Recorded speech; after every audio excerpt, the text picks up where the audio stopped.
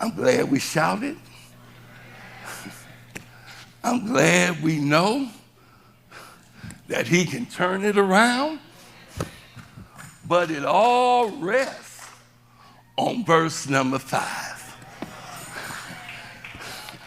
I'm glad you anticipate that he can turn it around. I'm glad that you have accepted responsibility. I'm glad that you have acknowledged that there is a problem. But if you don't put it on verse 5 and do what he tells you to do, you shouted in vain.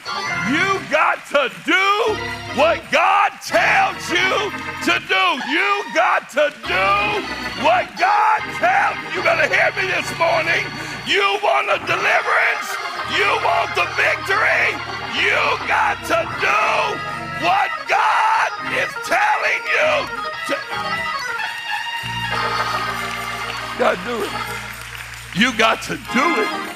If you really want the victory, you got to do what God is telling you to do. Well, how do I know what God is telling me to do? You got to get into God's word. Just like anything else you get into, you got to get into God's word.